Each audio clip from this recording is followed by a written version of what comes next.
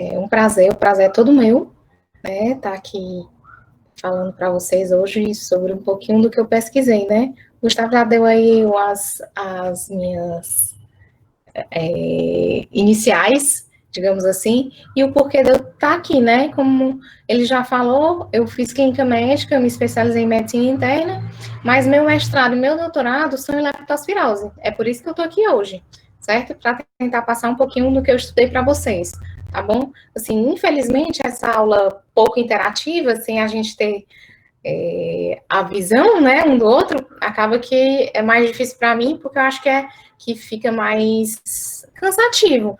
Mas, se possível, interrompam, façam aí perguntas no chat, e aí, Gustavo, eu ia te pedir para tu interromper, tá? Se chegarem a perguntar algumas coisas. Alguns slides, eu coloquei um programa interativo que chama Mentimeter, e aí eu queria que vocês entrassem, quando apareceu o slide, para a gente tornar a coisa mais interativa, certo?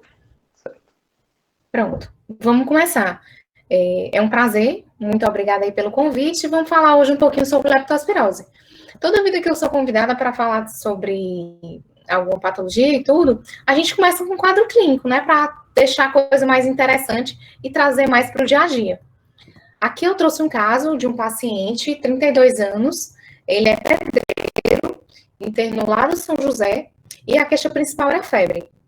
Há 5 dias, o paciente refere febre, que há 3 dias passou a ser associada à cefaleia frontal, mialgia do abdominal difusa.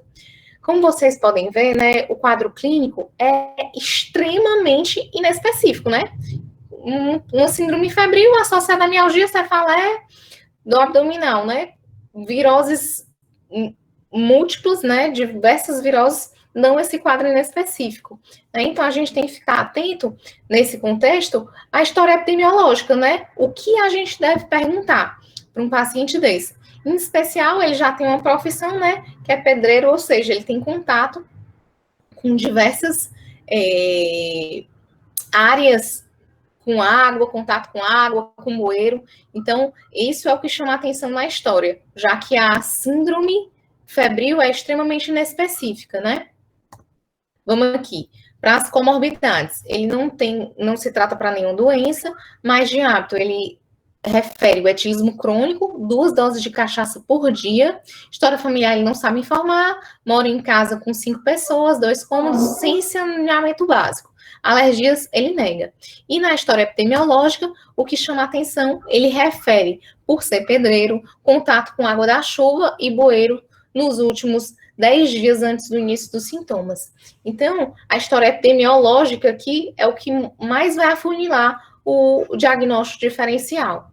É importante a gente lembrar que, inicialmente, a gente só tinha chuva aqui no Ceará no primeiro semestre, até basicamente abril.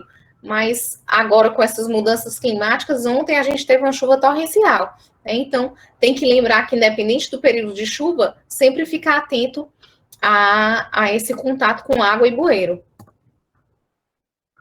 No exame físico, a PA era 110/70, a frequência cardíaca 110, estava um paciente taquicárdico, algo taquipneico, a frequência respiratória de 22, a temperatura de 37,3, o paciente estava febril, né, subfebril, na verdade. Hipocorado, uma cruz em 4, desidratado, 2 cruzes em 4 e taquidispneico.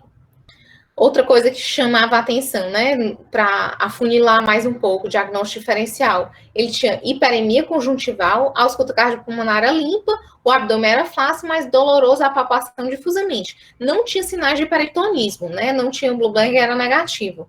E no exame físico, as panturrilhas eram dolorosas, que é outra coisa que chama a atenção também para lepto. Então, qual é a conduta? Como é que a gente vai abordar esse paciente? O fundamental para a gente definir a conduta de um doente com síndrome febril inespecífica, né, é o quê? A gente definir as possibilidades dos principais diagnósticos diferenciais nesse contexto. Então, assim, como a aula, né, é de lepto, por que a gente deve pensar, aventar a possibilidade de leptospirose nesse caso? Por quê? A leptospirose é a zoonose de maior importância mundial, né? Acometendo tanto animais selvagens quanto domésticos. A bactéria, né, que causa a leptospirose é uma espiroqueta anaeróbia obrigatória. Já existem mais de 20 espécies descritas, dentre elas 13 são patogênicas, e delas, no total de mais de 300 sorovariantes, né, sorovares também definidos. Ou seja, ela é uma bactéria que está em diversos locais também.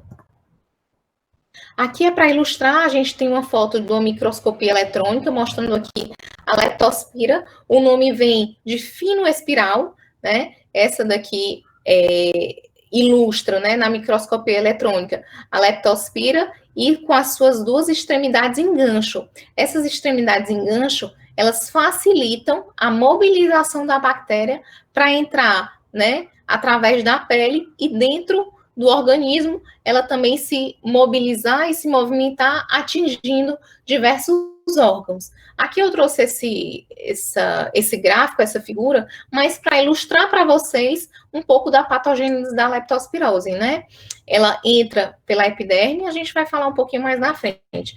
Ela entra pela epiderme, vai transpor a derme, chegando a acometer as células endoteliais. E além disso, né, ou seja, ela tem um dano tissular direto pela própria virulência da bactéria, da espiroqueta, né, mas também por liberação, né, de fatores e citocinas. Um processo de ativação da cascata da coagulação e citocinas inflamatórias. Pessoal, se eu estiver indo muito rápido, vocês pedem aí para dar uma pausa, certo? Porque senão fica muito sacal. Com relação ao impacto da leptospirose no mundo, né? Por que falar de leptospirose é importante?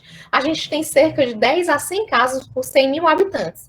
Essa maior densidade, né, essa maior incidência se dá, na verdade, nas zonas tropicais, na zona intertropical. A gente pode ver esse mapa com gradiente de amarelo claro até laranja e vermelho, é onde a gente tem o maior número de casos, né, dessa densidade, essa incidência da doença, onde a gente pode ver que esses tons mais escuros estão na zona intertropical, onde a doença é mais prevalente, e chegando até 48 mil mortes por ano. Essa é a importância da leptospirose no mundo, certo? E nosso país, né, um país tropical, tem essa maior incidência. Vou trazer agora dados do Brasil. Esses são os dados epidemiológicos mais recentes mostrados no Ministério da Saúde. A gente tem cerca, né, dos últimos anos, de 2007 a 2019, cerca de 3.500 casos por ano documentados, né? E aqui, notificados, já que é uma doença de notificação compulsória. E aqui a gente pode ver que os locais onde tem a maior quantidade de casos são principalmente Sul e Sudeste. Sul, 1.300 casos no último ano, 2019, e o Sudeste, 970 casos. Aqui, mais uma vez, para ilustrar esse percentual, esse daqui são os dados, como eu falei para vocês, do Ministério da Saúde, da Secretaria de Vigilância e Saúde de 2018. Foram notificados 3.056 casos confirmados, sendo esses 280 óbitos, né, um pouco menos de 10% de óbito, ou seja, a gente ainda tem uma letalidade muito alta, apesar da gente já ter mais informação com relação à doença, e a maioria desses casos se dão, né, quase 70%, 66% dos casos se dão na região Sudeste e Sul.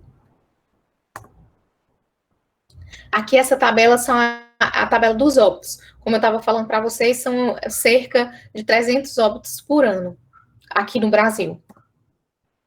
Vamos agora falar um pouco sobre o ciclo epidemiológico da doença. Como eu falei para vocês, ela é basicamente uma zoonose, ou seja, a doença, em geral, vai acontecer nos animais, e o ser humano, né, é um hospedeiro intermediário. A doença se dá principalmente em roedores, que eles são os principais reservatórios animais, e tem uma leptospirúria, que é por isso que é conhecida, né, amplamente como a doença da urina do rato. Mesmo o rato, o roedor, sem manifestar a doença, ele fica eliminando a bactéria por toda a vida. Então, é por isso que eles são os principais reservatórios animais. e acabam que contaminam a água e o solo, lama, tendo contato tanto animais domésticos quanto selvagens, que também vão ficar doentes e também vão contaminar a água. E por conta disso, em especial, falta de saneamento, desastres naturais e esportes aquáticos, o homem, né, o ser humano, vai entrar em contato com essa bactéria que está disseminada na água. É importante lembrar, né, que alguns locais, aqui eu trouxe uma plaquinha da vida real, eles já deixam avisado que aquele local tem água contaminada, muito provavelmente poluída com a bactéria. Então, deve-se evitar nadar e fazer hiking, né, fazer escalada nessas zonas, porque tem o maior risco, em especial aqui nos Estados Unidos. Mostrando mais uma vez para vocês. Antigamente, quando a leptospirose foi descrita, os primeiros casos foram descritos na China antiga, né, nos plantadores de arroz. Era uma doença que era basicamente associada ao perfil exposicional. Era uma doença ocupacional. Era uma doença do agricultor que tinha contato com principalmente plantações de arroz, e no nosso meio, né, com a agricultura de uma maneira geral, já que quando a água transbordava, eles tinham contato com a urina do rato. Entretanto, nos últimos anos, devido às mudanças climáticas e os desastres naturais, além da expansão da favela, o ser humano ficou em maior contato com os roedores, e por conta disso, a leptospirose tornou-se uma doença ainda mais disseminada. Atualmente, a leptospirose é conhecida também como uma doença negligenciada, que acomete principalmente países subdesenvolvidos, então ela é tida como negligenciada. Aqui eu trouxe duas figuras para vocês, só para ilustrar, né? Aqui, enchentes, chuvas torrenciais, de tsunami, esse tipo de coisa, acaba que tem mais água, e nessa água a urina do rato fica diluída, digamos assim. Então, mais pessoas têm contato com água contaminada. E aqui a falta de saneamento básico, que a gente tem bastante, infelizmente, ainda aqui. Pronto, essa parte é que eu queria que vocês entrassem nesse site que chama www.mente.com e usassem esse código para aparecer aqui o que é que vocês pensam. Quando é que a gente deve pensar em leptospirose? Usa esse código aqui, ó, esse código 6672676. Tentem entrar aí para eu ver, por favor. Vocês estão conseguindo? Gustavo? Deu sim, professora, para abrir o site. Beleza. Aí vocês vão responder, né? Quando é que a gente deve pensar em leptospirose? Vamos ver se vai dar certo aqui.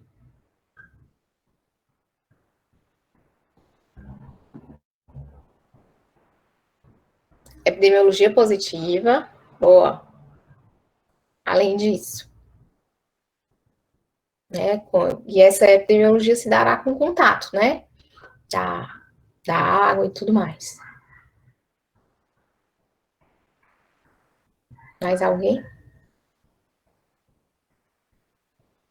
Regiões sem saneamento, né? Que vai entrar nesse grupo de epidemiologia, porque às vezes zonas urbanas, né? A zona urbana, em especial, aquela sem saneamento, contato com água de enchente. Exato, assim. Mas e de síndrome clínica? O que é que a gente vai ter que unir a esse contato?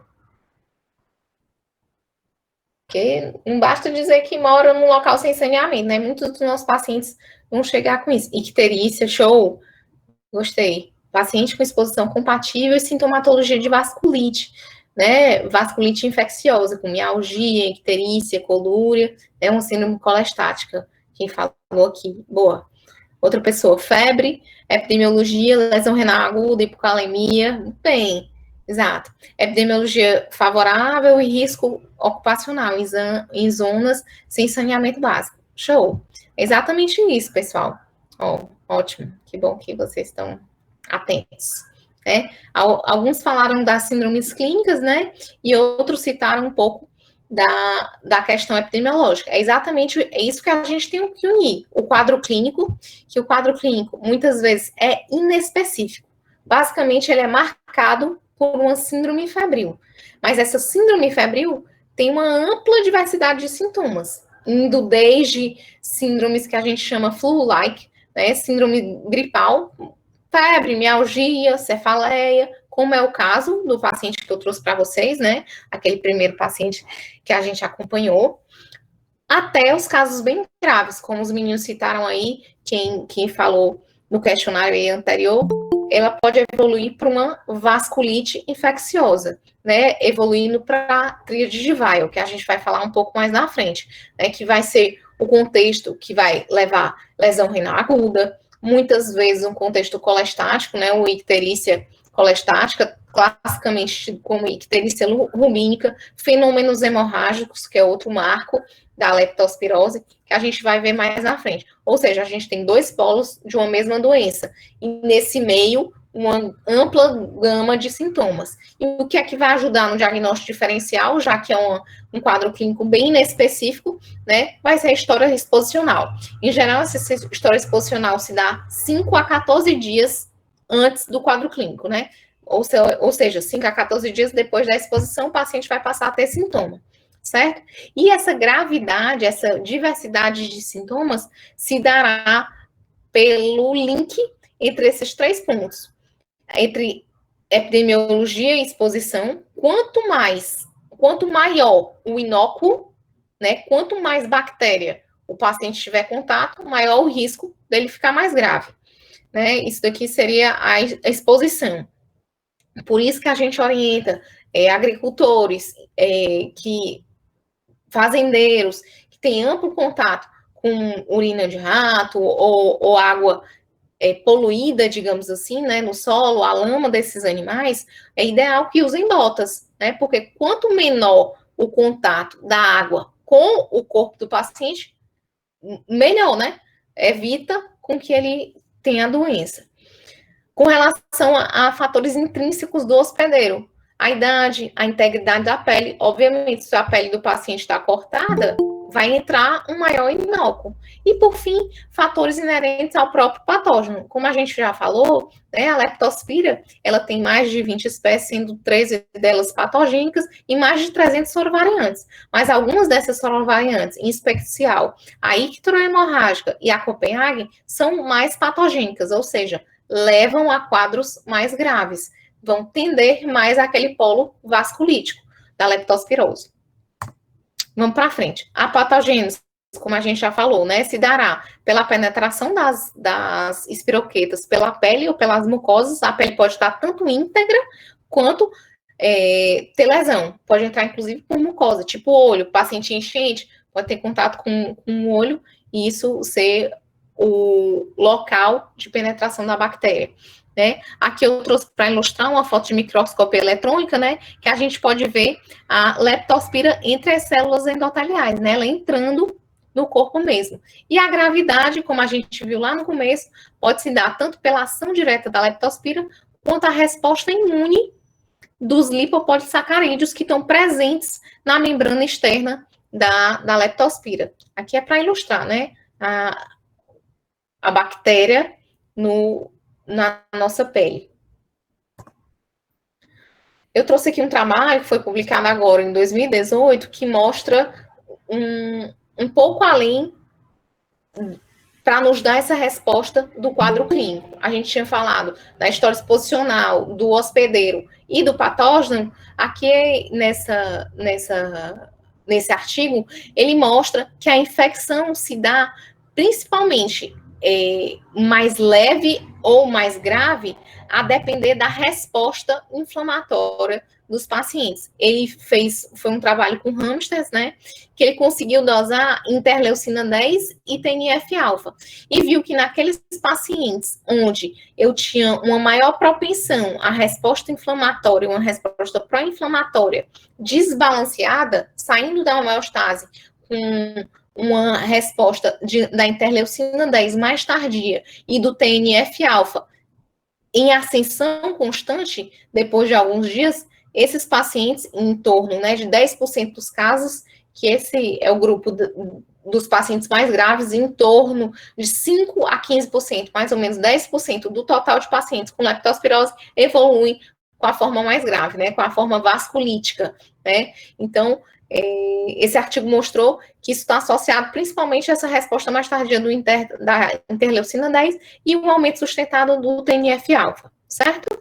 Quem evolui para esse polo de uma resposta pró-inflamatória vai tender ao aumento da leptospiremia, consequentemente, vai ser o fenótipo da doença mais grave, né? Que vai ser o fenótipo sepsi-like, ou vasculite-like, evoluindo, né, com disfunção de múltiplos órgãos e hemorragias e chegando à morte, né, a óbito em quase 5% dos casos. Aqui no nosso meio, né, chega quase a 10% dos casos, como a gente viu no Brasil, tá? Pronto, aqui para ilustrar mais uma vez, a leptospirose, ela é uma doença bifásica, ou seja, em geral, é até uma coisa interessante, né? Agora com Covid, na pandemia Covid-19, a gente tem visto bastante como algumas doenças são bifásicas. A primeira fase, a primeira semana, em geral, chama-se uma fase inicial ou septicêmica, que é quando o paciente vai ter os sintomas de febre, mais os sintomas constitucionais, aqueles mais a menos, como a gente falou, mialgia, cefaleia, dor abdominal, dor nas panturrilhas, classicamente, né?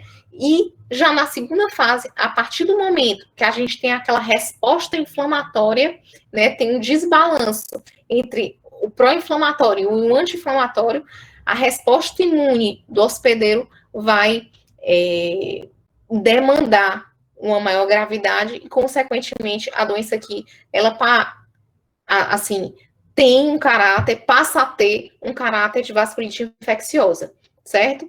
De uma disfunção de múltiplos órgãos, e aí as hemorragias são um quadro mais grave. Eu trouxe aqui o artigo que a gente publicou na época do mestrado, só para ilustrar para vocês qual é o padrão da leptospirose aqui no Ceará, em especial, que foi o grupo que a gente estudou. Foram mais de 500 pacientes estudados, porque foi um estudo que englobou um banco de dados que a doutora Elizabeth, né, que é minha orientadora, há mais de 30 anos vem coletando. E o que é que a gente viu? Quais são os sintomas mais comuns desses pacientes que a gente estudou?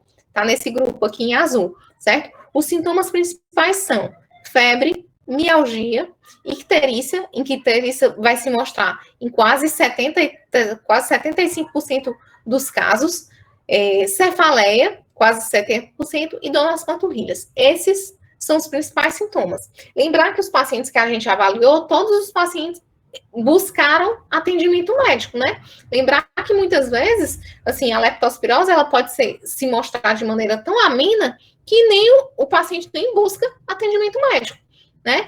Mas, a partir do momento que eles buscam assistência hospitalar, a gente viu que esses são os principais sintomas.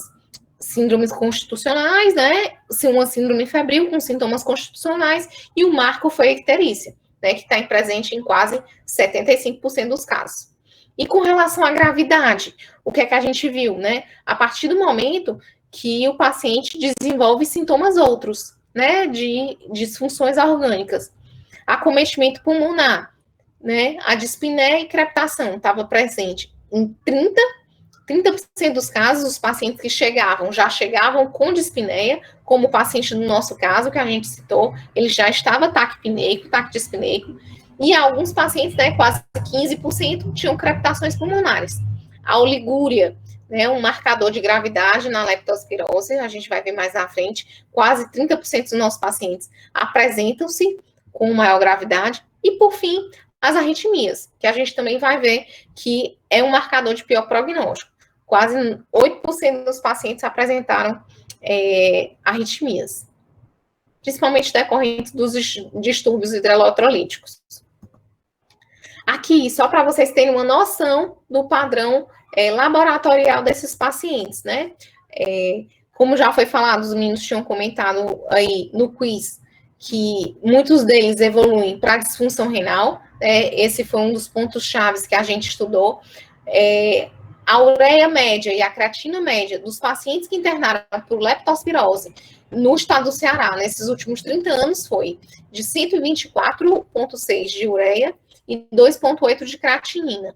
O potássio, né, classicamente, é uma lesão renal hipocalêmica, o potássio tendeu abaixo, né, a média foi de 3,8. Além disso, esses pacientes, em geral, têm uma anemia discreta, hemoglobina de 11, leucocitose, a média foi de 13.900, e as plaquetas, 113.000, ou seja, uma plaquetopenia também muitas vezes é vista.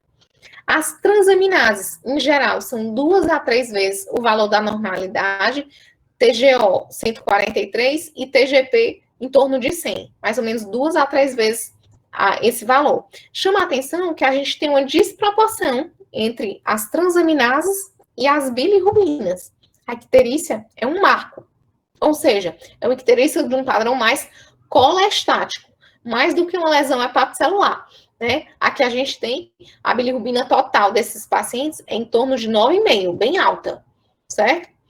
E as custas de bilirrubina direta, em torno de 9, o total, e o TAP, né, o tempo de protonina, muitas vezes está alargado, já que a ativação da cascata de coagulação é um dos marcos da leptospirose, quando ela evolui para a gravidade.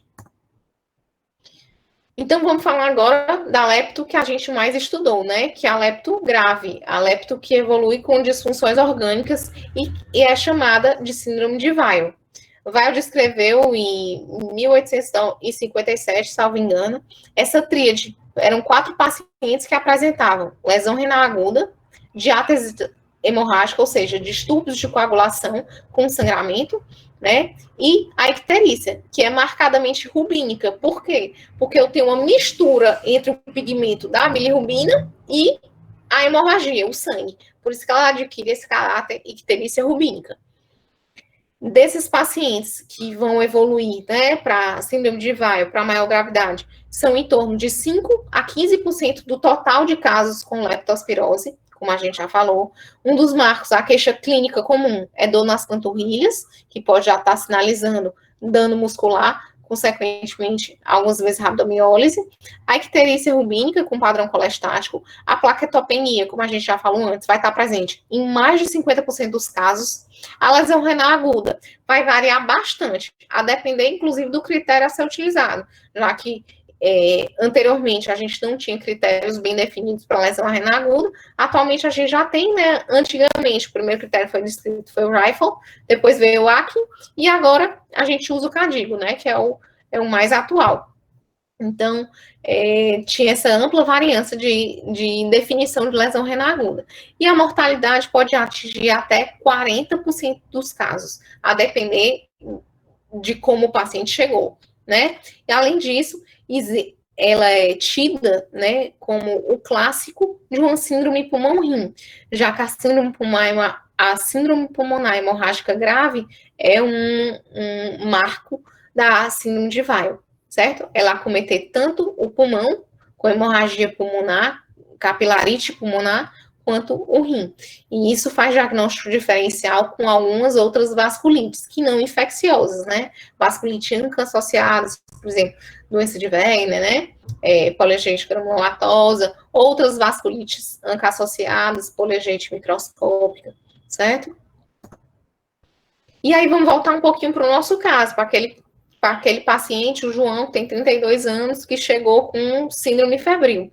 Ele estava um pouco taquipneico, então foram coletados os exames. Dos exames dele, ele já tinha uma anemia discreta, hemoglobina de 11, o leucócito, ele tinha uma leucocitose, um leucócito quase de 16.000. Em geral, essa leucocitose é neutrofílica, já que é uma bactéria, uma resposta mais comum. Já tinha uma plaquetopenia em torno de 150.000.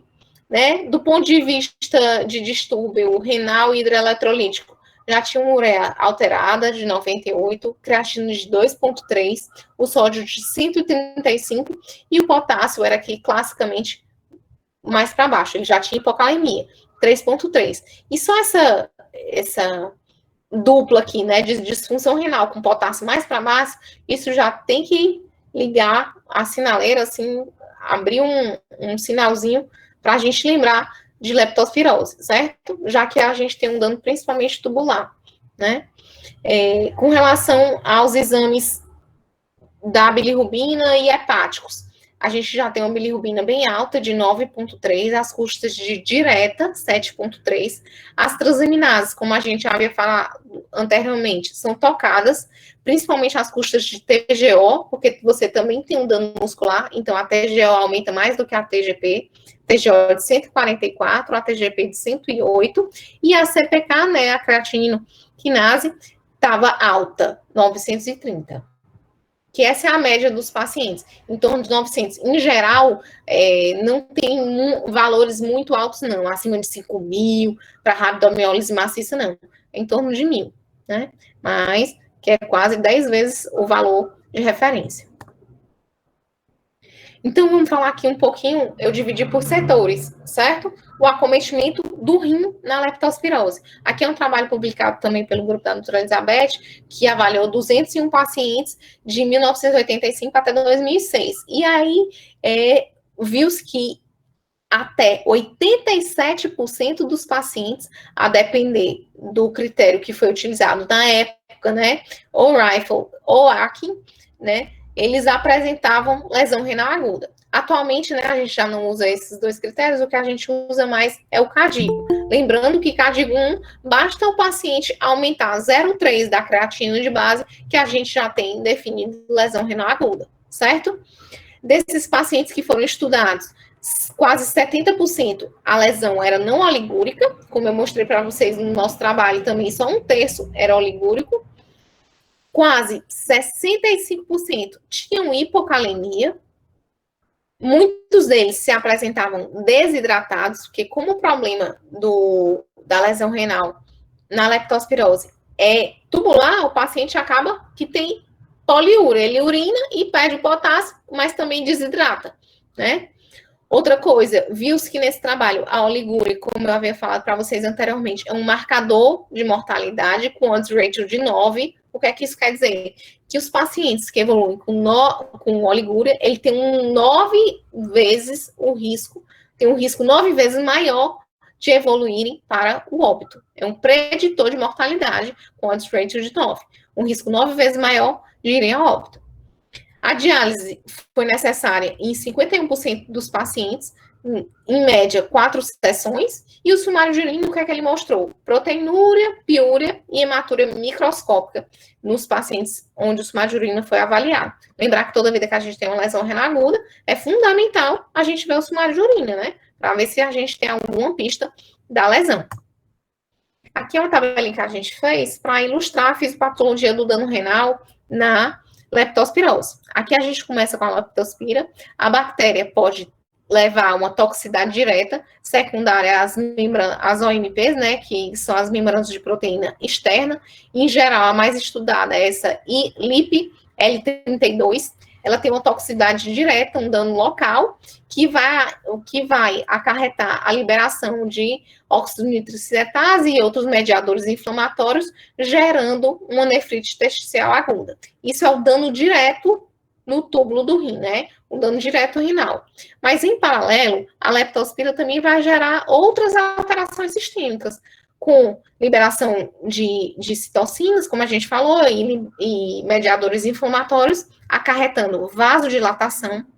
Por conta da dor abdominal, muitas vezes esses pacientes têm náuseas e vômitos, e essa dupla a gente vai ter a desidratação, que também vai levar um dano renal.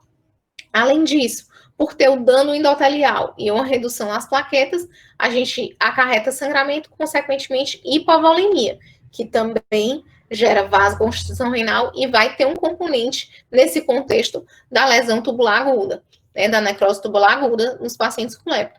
Além disso, os pigmentos, né, a icterícia, o pigmento vai ser a bilirrubina, e a rabdomiólise, o pigmento vai ser a mioglobina. Esses pigmentos também acarretam dano renal.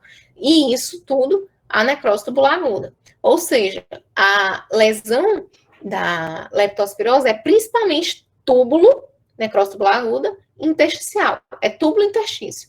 Quando foram estudados efeitos ultrassons, a gente viu que o rim desses pacientes, né, tinha um rim aumentado de tamanho, né, com aumento da hiperacrogenicidade, e as biópsias mostram um infiltrado bem variado, né, infiltrado de macrófagos, linfócitos, plasmócitos e eosinófilos. E aqui a gente tem para ilustrar algumas alterações que cada vez mais se vê, que se busca, né, com a imunistoquímica, a gente vê uma redução da expressão dessa VE caderina no capilar glomerular. Esse daqui é um capilar glomerular normal, que a gente tem corado com essa VE caderina, e tem uma menor expressão desse imunomarcador. Ou seja, às vezes o diagnóstico pode vir só pós-mortem, né, quando foi investigado a causa mortis, né, no paciente. Aqui eu trouxe para ilustrar um trabalho do grupo que cada vez mais tem se pesquisado novos biomarcadores de lesão renal aguda. Dentre as várias doenças, né, tropicais, a leptospirose é uma delas, que tem um dano renal, né, principal, uma lesão renal aguda, e alguns biomarcadores novos já foram estudados e tem bem descritos, né, que é o NGAL, o SINDECAM1 e o ICAM1, né, que são marcadores de lesão renal aguda e dano endotelial. Isso é o que a gente já tem documentado, já que a creatinina é um biomarcador tardio para lesão renal. Cada vez mais a gente busca outros biomarcadores para tentar dar o diagnóstico com maior presteza.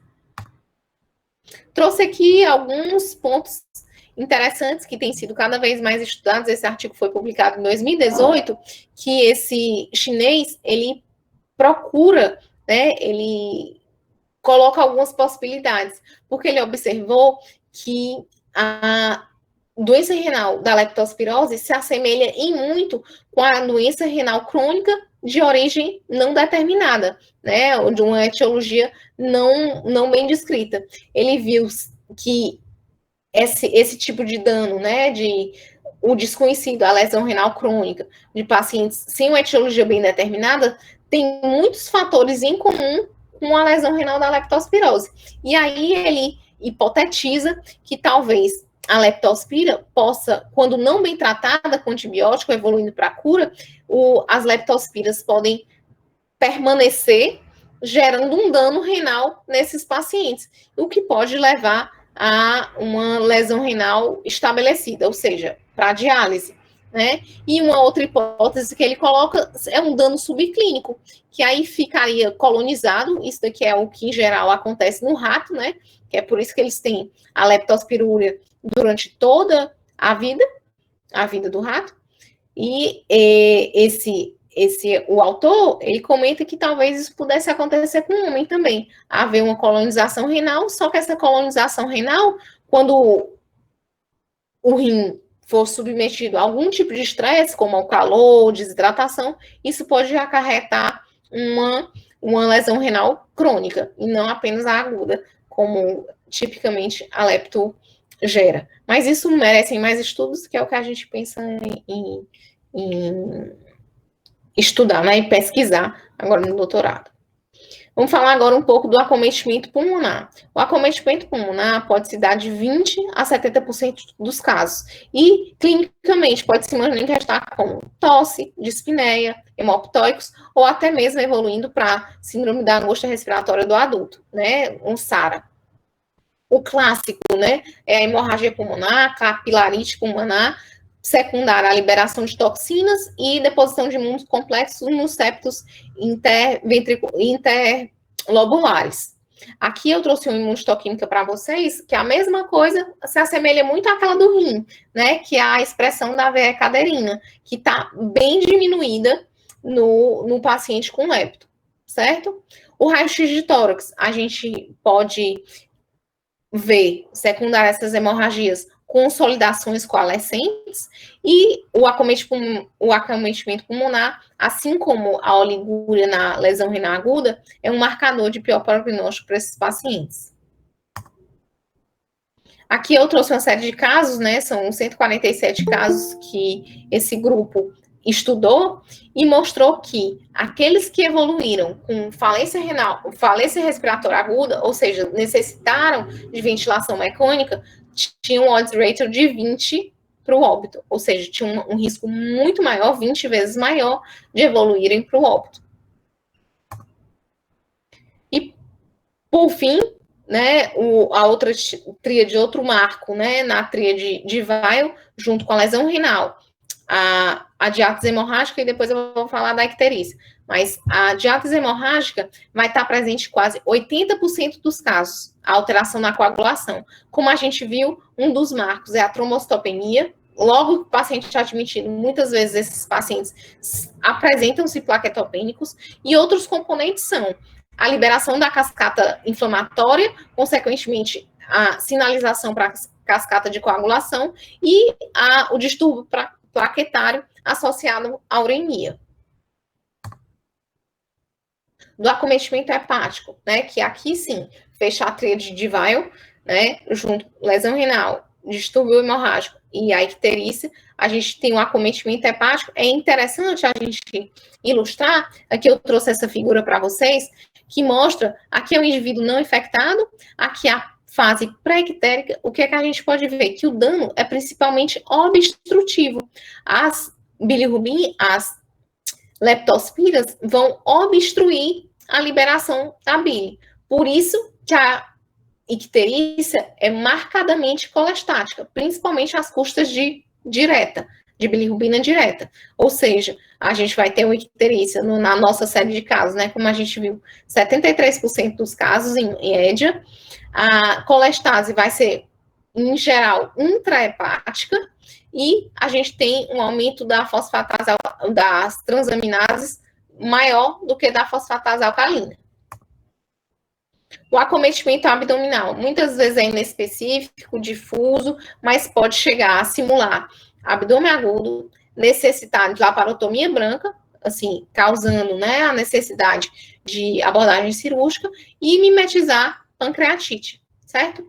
Os vômitos, na nossa série de casos, estava presente em mais de 60% dos pacientes, e a dor abdominal em 45%. Ou seja, lembrar que o quadro abdominal também é importante e muitas vezes está presente nesses pacientes, certo? Só que não é algo específico.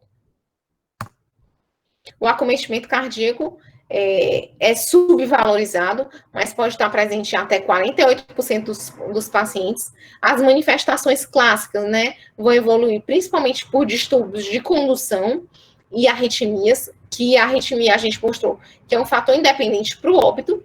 Esses bloqueios, pericardite, alteração do segmento ST e inversão de OT estão associados principalmente por conta dos distúrbios hidroeletrolíticos associados. Como a gente tem um dano renal, um dano tubular, a gente vai perder muito eletrólito, principalmente, o que vai acarretar uma piora desses distúrbios de condução.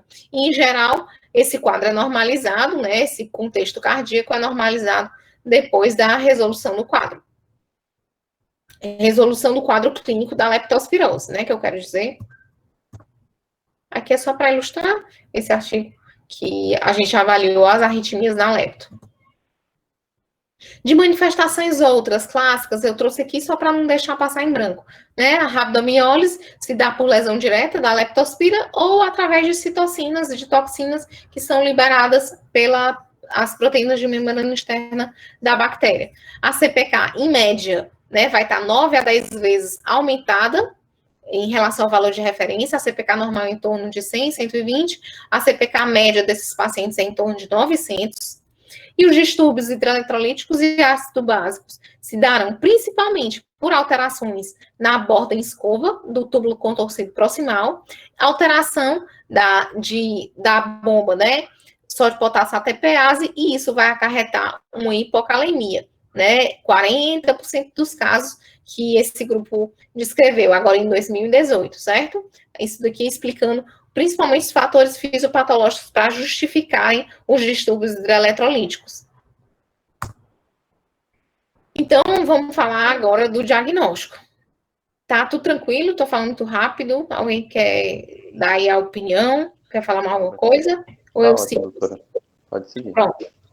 Pronto, o diagnóstico, como a gente já havia falado, né? O diagnóstico é clínico associado à epidemiologia. a gente só vai confirmar com os dados laboratoriais. Infelizmente, a leptospirose tem uma grande dificuldade, né? Assim como a gente tem visto, até no Covid mesmo, os testes não são muito sensíveis. Como a gente havia falado lá no começo da apresentação, a doença é bifásica. Essa primeira semana, esses primeiros 7 dias, são necessários testes baseados em antígenos ou em DNA, tipo PCR. E, infelizmente, na prática clínica, a gente não tem disponibilidade desses testes. Em geral, a gente não tem esses exames. Então, a gente vai necessitar dos testes baseados em anticorpos, que só começam a positivar lá na segunda semana. Então, muitas vezes, esse paciente aqui, na segunda semana, ele já está ficando bom, né? Quando o paciente tem um bom suporte clínico, ele já está melhorando. Então, a gente idealmente teria que repetir, muitas vezes, os anticorpos para ver o aumento da titulação. Acaba que, na prática clínica, esse paciente perde o segmento e a gente fica sem um diagnóstico, né? Infelizmente, isso algumas vezes acontece. Aqui é para vocês terem uma ciência do diagnóstico laboratorial.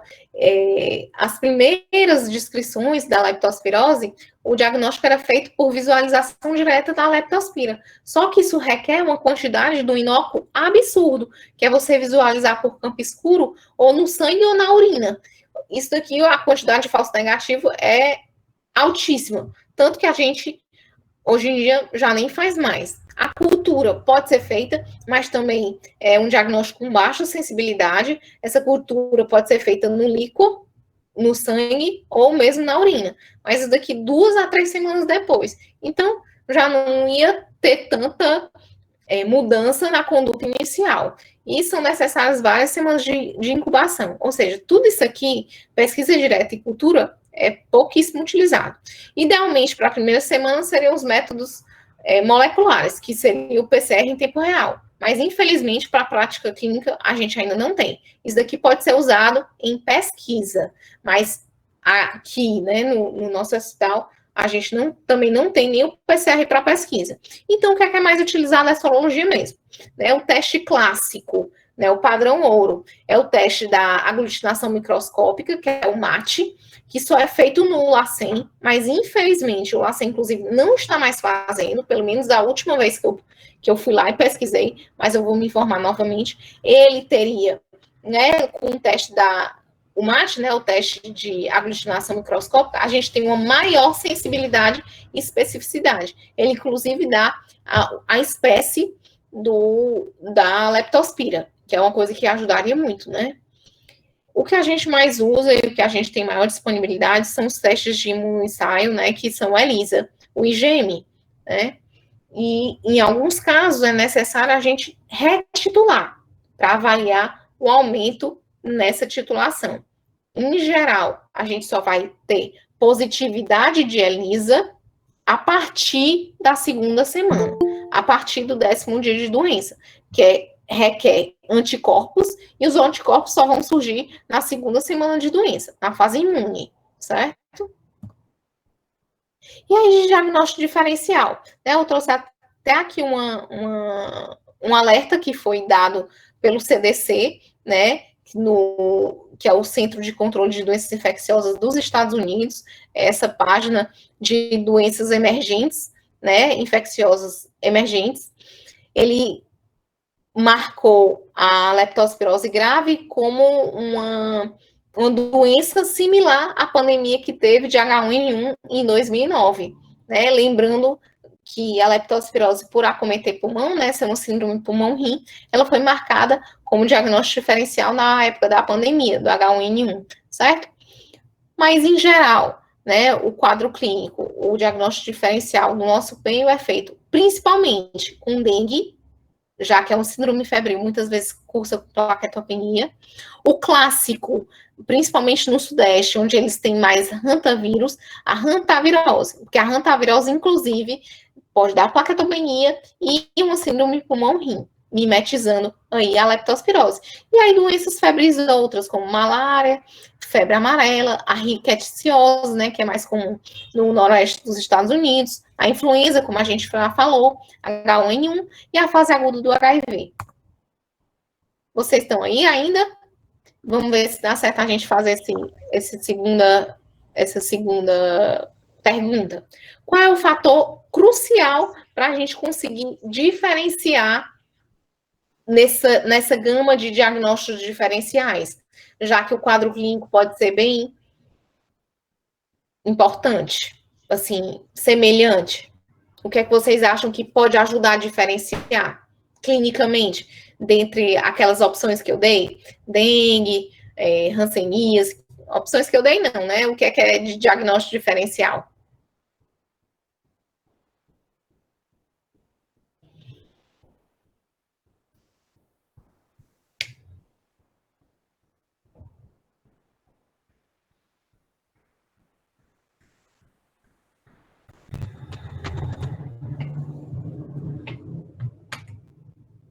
Epidemiologia, show. Aquele que teve contato com água, na chuva e tudo mais. Icterícia rubínica, muito bem. Ira não oligúrica, excelente. Hipocalemia, icterícia, boa. Mais alguma coisa? Mas as respostas fantásticas. Dor nas panturrilhas, apesar de ser algo inespecífico quando o paciente tem muita mialgia, mas como um marco, realmente, na lepto, é a dor mais nas panturrilhas e pode ter uma dor lombar também. Lembrar, inclusive, agora, nessa época de Covid, muitos casos aí com dor lombar. Então, lembrar desse diagnóstico diferencial. Professora, essa dor das panturrilhas, ela também piora com a palpação ou não? Não tem tanta relação?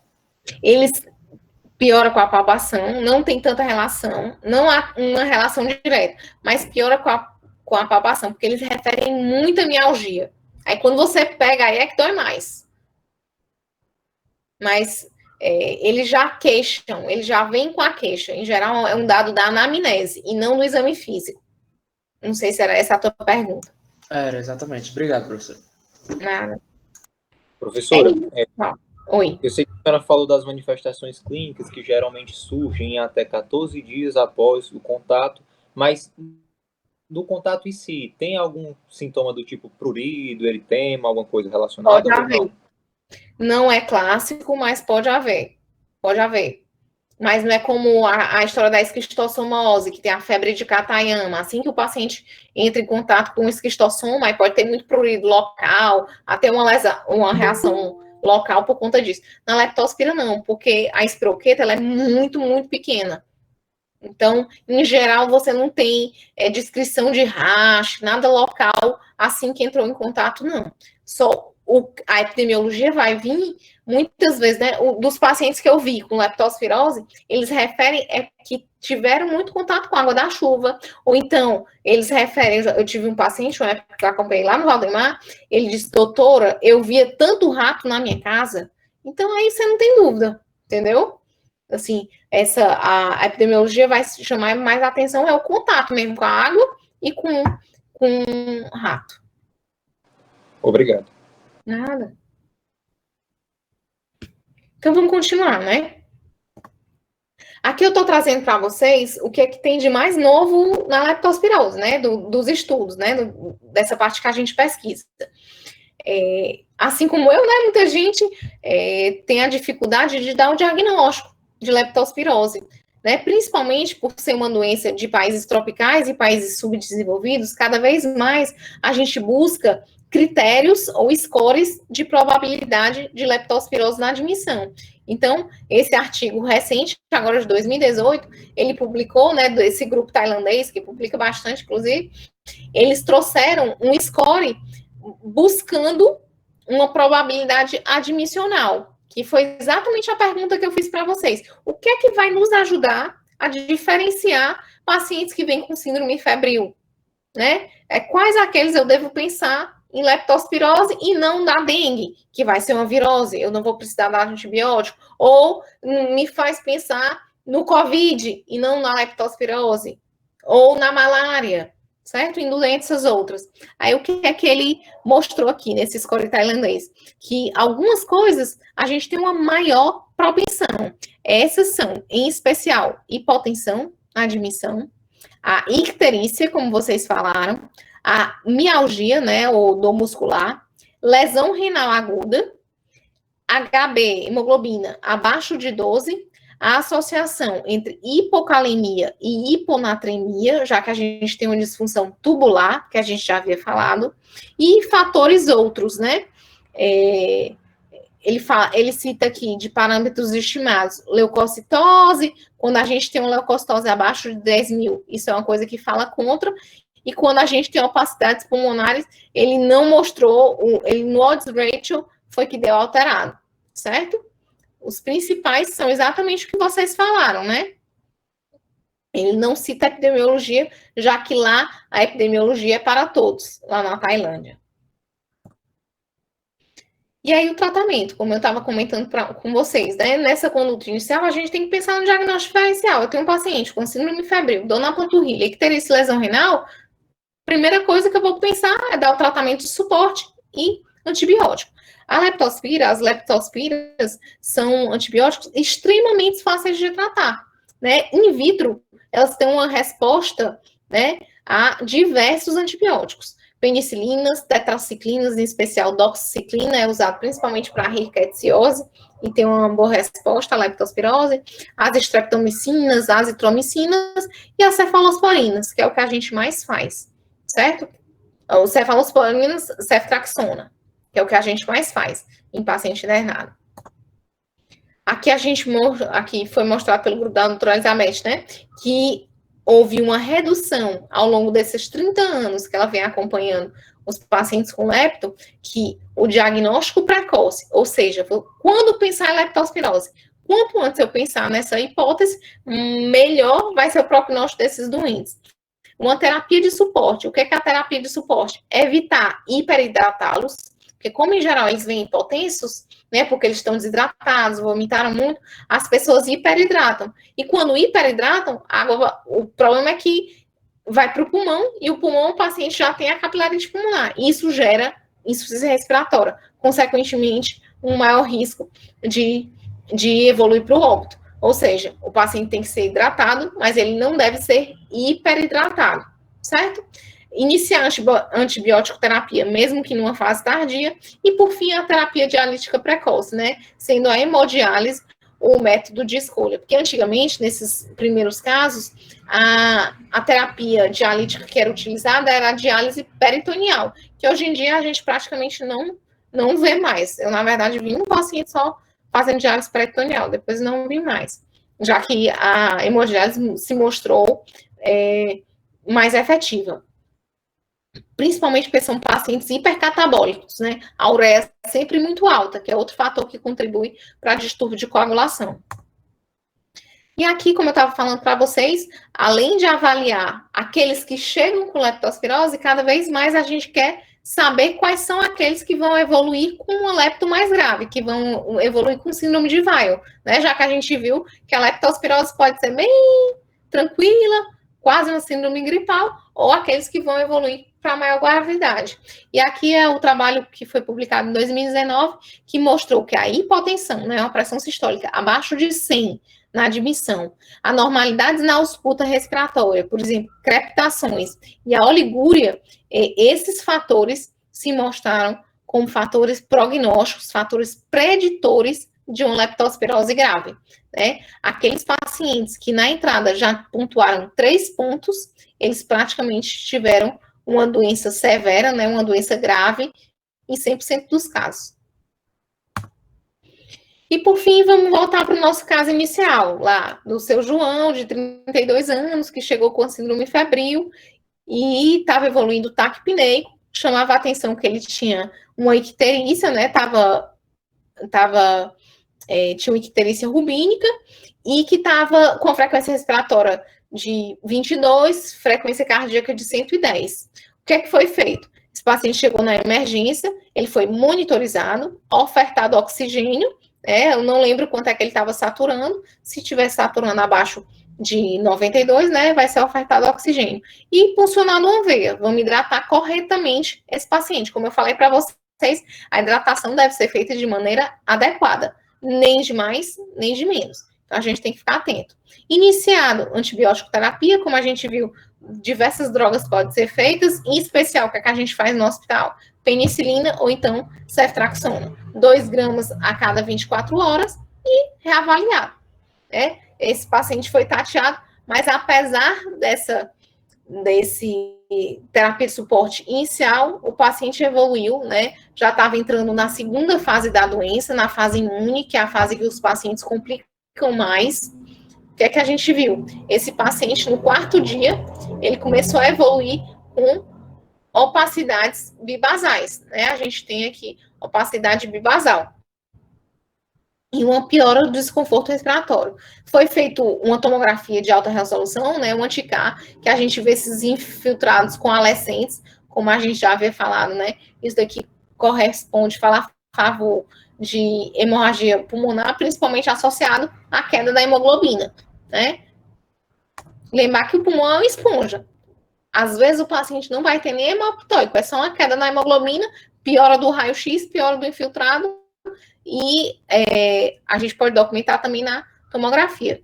Esse paciente, como evoluiu com insuficiência respiratória franca, ele foi transferido para a UTI, submetido à ventilação mecânica, iniciado hemodiálise precoce e diária. Lembra que ele tinha já uma ureia na entrada de 98 e uma creatina de 2,3, salvo engano.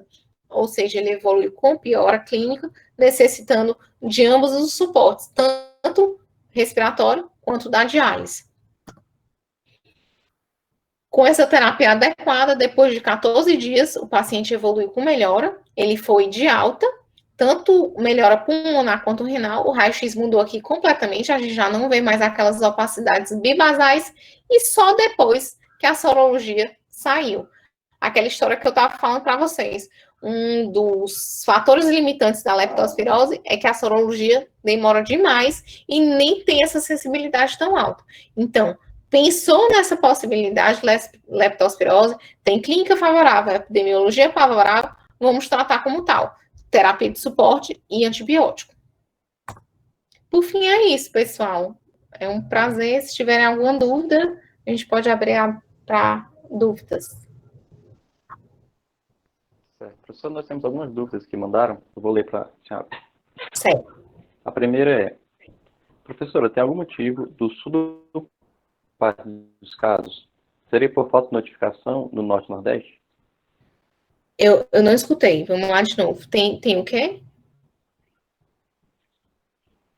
Tem algum motivo do sul do país concentrar boa parte dos casos? Seria por falta de notificação do Norte e Nordeste? Não, muito excelente pergunta. Quem perguntou aí, muito boa pergunta. Existe, na verdade, eles têm períodos chuvosos maiores, então por isso que muito provavelmente lá tem uma maior concentração de casos.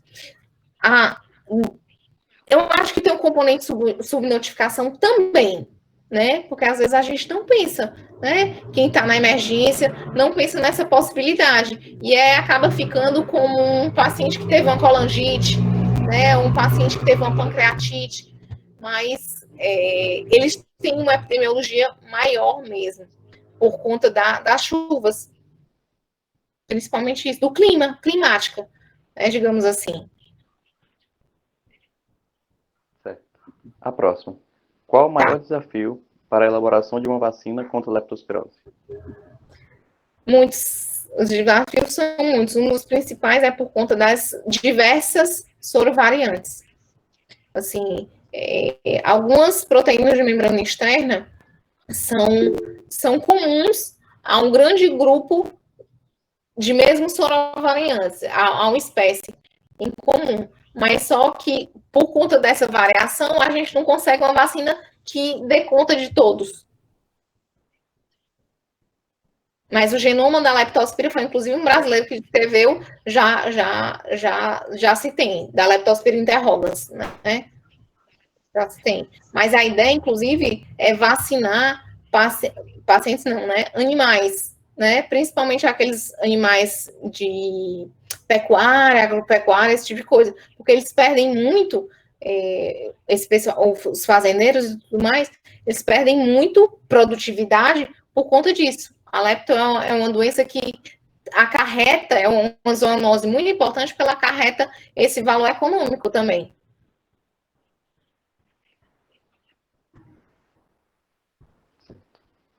O teste rápido de leptospirose Criatio Cruz da Bahia tem sido implementado na rotina? Que eu saiba, não. Nunca ouvi falar de teste rápido, inclusive. Fiocruz da Bahia, é? Isso. Não sabe, não. Vou procurar. Mas não vi fazendo, não conheço. Vou, inclusive, devo falar amanhã lá no Nascem, vou logo perguntar. Certo. Professora, sabendo que a leptospirose é uma doença bifásica, existe oral de uma possível piora do quadro clínico, no sentido de dias a partir do início dos sintomas? Piora do quadro clínico a partir do início do sintoma, sim. A pergunta é se existe algum vínculo temporal, tipo, se eu posso definir a partir de certo período, o paciente começa a piorar. Sim, eu não escutei o vínculo temporal. Sim, a partir da segunda semana. Essa bifase, por isso que eu até comentei na aula, que se assemelha-se a Covid, né, que é o que a gente tem visto. A primeira semana, em geral, é uma fase mais amena, né, digamos, sepsêmica, e a segunda é a fase imune. Quando a gente tem a resposta imune do doente, ou hiperresposta, né, é aí que se dá a gravidade. Em geral, a partir da segunda semana na lepto também. Tá ótimo. E por fim, a última a senhora menciona que a cefalosporina que é utilizada é o tratamento de ceftriaxona, que é de terceira geração. Sim. Ela é primeira e segunda geração? Se a gente usa de primeira e de segunda geração, a gente a leptospira é resistente à de primeira e segunda. Assim, não, ela perguntou se a leptospira é resistente. Ali é pesquisa in vitro. In vitro. In vitro é no laboratório, né? In vitro, a leptospira é sensível a cefalosporina de primeira, de segunda, in vitro, né? Mas na prática clínica a gente não utiliza, a gente usa cefalosporina de terceira, né? Ceftraxona. Ou penicilinas, mas ali era para demonstrar como ela é sensível. Eu acho que a pessoa, se for algo leve, tudo, pode até testar, né? Mas de pesquisa clínica em paciente em vivo, em paciente doente, fazer esse teste, acredito pouco provável, né? A gente, em geral, não faz. Essa era a última. Eu gostaria de, em nome da Liga, agradecer enormemente a sua participação no curso. Foi uma aula incrível. Todos os alunos gostaram bastante. Obrigada, pessoal. Eu que agradeço. Um abraço. Até Doutora, mais. Oi. Existe profilaxia? Existe alguma indicação para grupo de risco em que eu possa aplicar uma profilaxia ou, enfim? É descrito. Assim, a depender, você pode fazer profilaxia com doxiciclina, mas em geral a gente não faz. Mas é descrito, é possível fazer, mas em geral a gente não faz. Tudo bem. Acho que é isso, né, pessoal? Espero ter ajudado. Obrigada. Até mais. Obrigado, professor. Boa noite.